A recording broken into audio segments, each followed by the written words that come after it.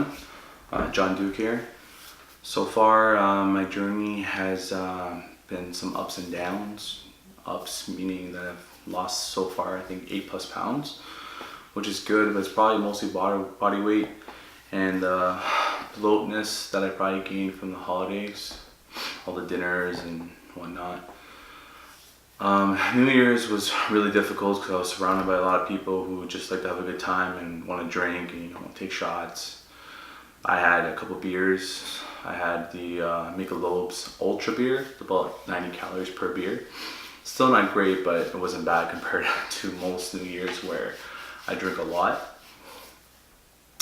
This video is basically going to talk about how the weight gain started, because all my friends and family who are watching know that this weight that I have on has only been the past 2-3 years. When I was in high school, in the first 3 years of university, I was in great shape. Captain of the rugby team, co-captain of the wrestling team, captain of the tennis team, did cross country, I was a power lifter. I was just in great shape, really strong, really fit, and top physical form at that point. The weight gain probably started when I was maybe like 20, 21 years old. Just kind of struggling to figure out my life, and with most people when it comes to depression and whatnot, it's always because you really don't know what you're doing. What's the next chapter? What am I supposed to do? What's my family expecting me to do? And about 22 years old, it started getting worse. I suffered a heart attack at 22 years old, but I was still in really good shape at 22 years old. Basically, the reason why the heart attack happened is because I was in a legal battle over intellectual property. I got into bed with people, not literally into bed, but got into business bed with a couple who took advantage because I was naive when I was younger, was very trusting, and I didn't really know the legal system. I signed a contract at 19 without thoroughly reading it, without getting a lawyer to look it over. And then about a year and a half later to 2 years later, so around 20, 21 years old, I was stuck in a legal battle for almost 4 years. I was working 3 jobs, wasn't sleeping, wasn't eating, just trying to keep up with my legal bills. And eventually just got way too much, to the point where I wasn't taking care of myself mentally or physically. I got really, really sick, developed a virus. Didn't know I had a virus, but didn't care that I had a virus because I had to work 3 jobs. I was working securities, construction, and landscaping all at once. I was lucky if I came home to sleep. Most of the times I was sleeping in my car between shifts. In the cold and the heat, didn't matter. And then one night I woke up with shooting pains on my shoulder. I have a permanently dislocated shoulder, so I thought it was just shoulder pain that I'm normally accustomed to. And little did I know it was a lot worse. Contacted my girlfriend, who was in kinesiology at the time, and asked her what she thought. And right away she told me, go to the hospital. If the pain was that much that it woke you up, with you having a high pain threshold, you need to go to the hospital, because it's not just shoulder pain. Went to the next room, told my parents, listen, I'm feeling a lot of shoulder pain, I think I need to go to the hospital. And then knowing that I work out a lot and lift heavy weights, it's just shoulder pain, go back to bed and wake up to go to work. Called my girlfriend again, and she told me that, listen, I have an exam in 2 hours. If you don't go to the hospital, I'm gonna miss my exam and drive you myself. So at that point, I didn't want her to do that, so I woke up my dad again and said, listen, drive me to the hospital and then go to work, but the pain's getting worse. Him driving me to the hospital once again, thinking that it was just shoulder pain. As I got to triage and started signing in, I passed out. Just dropped to the ground. Started talking to the doctors, and next thing I know, I'm in an ambulance from Mackenzie Health, being transferred over to South Lake Hospital in Newmarket to see a cardiologic specialist. They didn't understand why a healthy 22-year-old was having a heart attack. And the one thing they kept on asking me, are you on steroids? Are you on steroids? Because back then I was really muscular, really fit. They used to call me biceps. And I kept telling him, listen, I'm not on roids, I want to be a cop, I'm clean, I don't do drugs, never smoked weed in my life, never smoked a cigarette in my life. I smoke cigars now, but back then never touched anything because like, sports were really important to me and my health was really important to me. It was quite terrifying being transferred from an ambulance, not knowing what was going on with me because I would never in my wildest dreams believe I was having a heart attack. Got to the hospital.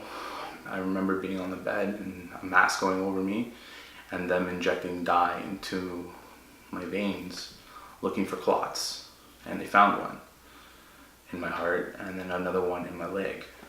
So the next couple months afterwards were pretty stressful because I had to do a lot of extensive testing to understand why this happened, and then eventually I found out that it was a virus that developed because of the lack of sleep, the lack of eating, the lack of recovering and taking care of myself because I was trying so hard to pay my legal bills off. My girlfriend found out, obviously, and she wasn't too happy that I lied to her in the ambulance. I remember her calling me in the ambulance and she's like, are you okay? I'm like, oh, and I lied to her saying it was just muscle pain. And she was like, okay. And I said, I love you, good luck on your exam. And she said, thank you so much, I love you too. And that was a lie. And little did I know, there might have been the last time I would have talked to her and the last thing I would have said to her was a lie, but I did it out of love, just so she didn't fail the exam. After having that heart attack, I started realizing that the legal battle might not have been worth it just because of the health problems it came with. But my mom coming to the hospital was like, why are you working so much? You're not putting it towards your student bills because I know your student loan is still really high. Where is the money going? Are you have a gambling problem? What are you doing? And I told her, like, listen, the money's going somewhere important. And she asked what it was for, and I told her. And then she got a loan, but wasn't able to get enough of what I needed to settle the legal battle off. So then my buddy's friend found out that this happened, got involved, and he paid the student loan off. If you guys are hearing barking, it's my two huskies. I'll introduce them to future videos just so if you guys know why they're barking, they just hear me talking and they want attention. So I had two people believe in me, not believe in what I was fighting for, just believe in me and knew there was something important to me, that it was going to benefit my life in some sort of way, the intellectual property. So they didn't ask questions, what's it about, what's it for, this or that. They just said, here's the money, take care of yourself, take care of the problem, make it go away. Settled the dispute, won custody over my intellectual property, and I'm slowly trying to develop that idea into something great. Now fast forward to 23 years old, I gained a little bit of weight because of like the heart attack, and I started slowing down, I started eating properly again. I actually started binge eating, which is never good. At 23 years old, my girlfriend bought me a snowboard for Christmas, and I bought her a pair of skis because we like to be active and we like to play sports. So we both went to Snow Valley, and the same hill called Family Hill, it's the same hill where I dislocated my shoulder back in high school. And I was going down the hill, and all I see is a little kid, might have been 7, 8 years old, maybe 9, coming in. I could see him coming into me, and I had 3 options: turn left, go into the kid, probably kill him, fall down and hope nothing happens, or go to the right, which were a bunch of trees where I probably would end up dying myself. So I decided the best option for me was to fall down. I fall down, the board gets caught in the snow, but I kept going. All I hear was a snap, and I heard it, and I felt the vibration in my body from the snap. And then as I kept tumbling down, the board just kept hitting the snow more and more and more and more. Shattered the ankle, completely, left ankle. I got metal screws, plates, rods, everything you could think of, it's in that ankle. And then that's when depression hit. I went to school to be a police officer. All through high school, me and my 2 best friends always talked about, we're gonna be cops, that's what we're gonna do, we're gonna work together, we're gonna be in the same division, we're gonna be doing the same things. And we went to school together, university, all 4 years, but all 3 of us graduated with honors. All 3 of us were in the different processes. My buddy's now working for York Region. My other buddy is going through the process with York Region, and I was in the process, well, in the first stages with Toronto Police.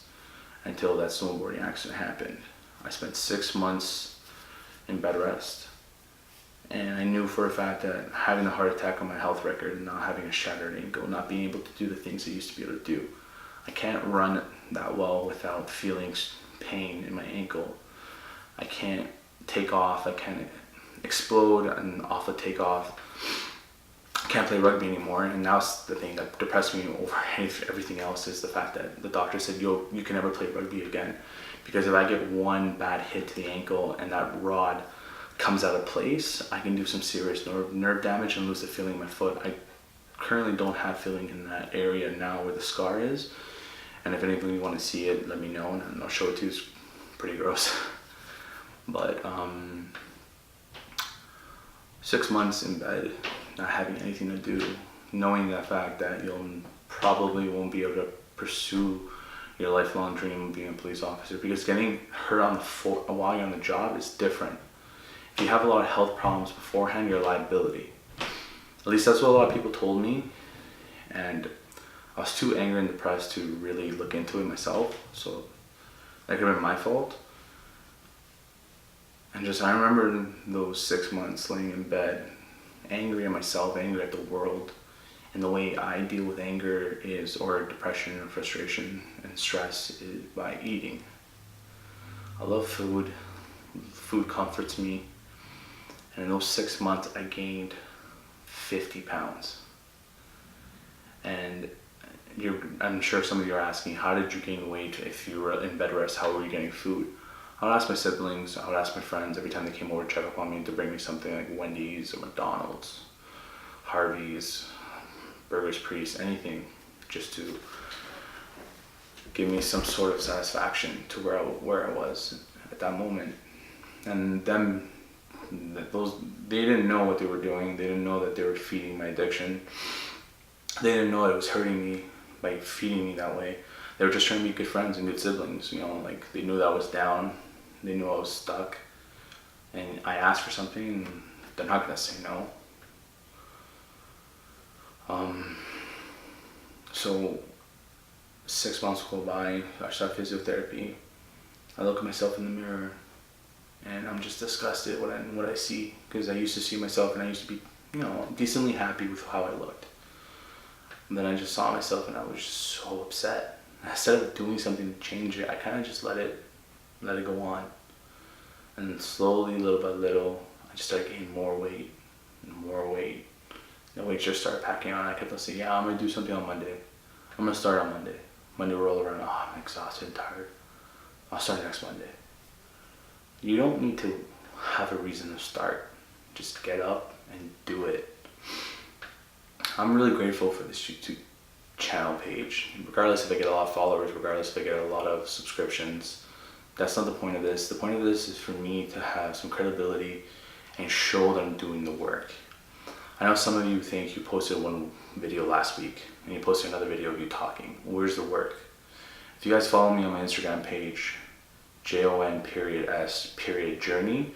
you'll see that I've gone to the gym now 2 days in a row and I've done cardio. I've actually done more than 2 days, but I didn't upload the other videos because I'm still having problems trying to figure out how the editing software works. But I have been doing the cardio. The cardio is the main thing I need to work on, because right now, being at this size that I am, if I start doing some heavy weight training, I'm just gonna get bulky. And I don't wanna do that. I wanna lose weight, maybe lose like 30, 40 pounds just from cardio, maybe some really, really light reps. And a lot of reps and light weights. Just to start toning a little bit. But the main focus for me is cardio. I'm gonna do a weightlifting video tomorrow, but the main thing I wanted to post was another video so you guys know that I'm still here.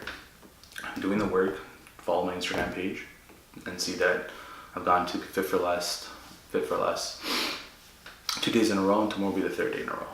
You just need to get through the 2-week hustle. If you get through 2 weeks, dedication, 5 days a week for 2 weeks, it'll become a routine. At that point, it'll be a lot easier. I've already established that if I don't wake up tomorrow and do cardio, I'm gonna feel like crap the whole entire day. And I already feel like that as it is, and I don't need to feel like that anymore.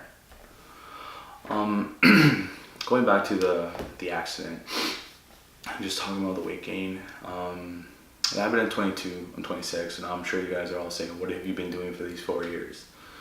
4 years I've actually started my own business. I'm not going to disclose what it is right now because I'm not trying to use this YouTube page to promote my business. I'll disclose it maybe sometime in the future, just because I want you guys to know that this channel is not to promote my business or promote what I'm doing in my life. It's literally promoting my healthy choices and my choice to change.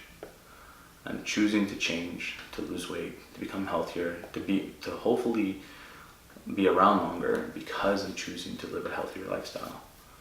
That's what this YouTube channel is for, to promote that. And I'm hoping that you guys listen to the things that I've been through, and I've been through a lot more. This is just why the weight gain happened. I'm going to tell you guys the struggles and obstacles in life along the way during those 4 years, so you guys understand that, there's a lot of people who are probably worse off than you, but they still get out of bed every single day and they put in the work, whether it be the weight loss or career, life, relationships. Just do the work. That's all it is. Honestly, listening to The Rock, he's probably one of my biggest inspirations, Dwayne Johnson, is be the hardest person in the room. Hardest working person in the room. I apologize for messing up that line. I honestly truly believe that, because when I used to play sports in high school, if I wasn't the best at rugby, I did whatever I could to make sure I was better the next game or better the next day. I was always the hardest working person in that field. That's the reason why I got MVP every year that I played, why I set a record for the most tries in grade 12. I made sure that I was the best player on that field because I worked the hardest, trained the hardest, made sure I never missed a game, made sure I never missed a practice. I was always there. And now I gotta do the same thing, put that same mentality at the gym, on the treadmill, behind the weights. I gotta do the same thing. And so now you guys know why it's so hard for me to run on the treadmill. I'm literally walking half the time, jogging a good portion of the time, and running very little.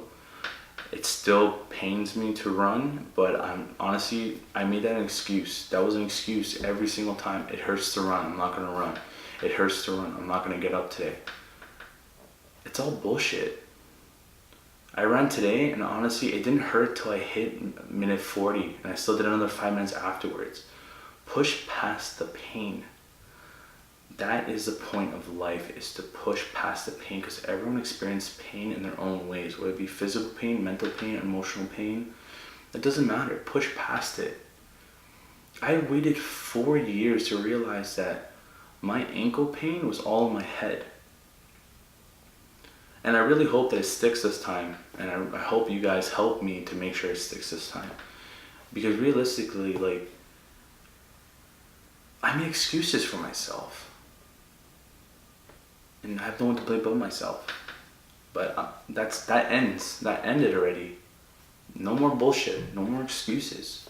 Guys, if you're giving yourself excuses from getting up out of bed, from getting a new job, from going to work in general, from disciplining your kids, from breaking up with a significant other that you don't care about anymore, whatever your excuse is, it's bullshit. Get over yourself and get over the excuse and go out there and put in the work. I'm John Duke. Thank you for following me and continue to follow my journey. Like, share, and subscribe, and I'll see you guys tomorrow.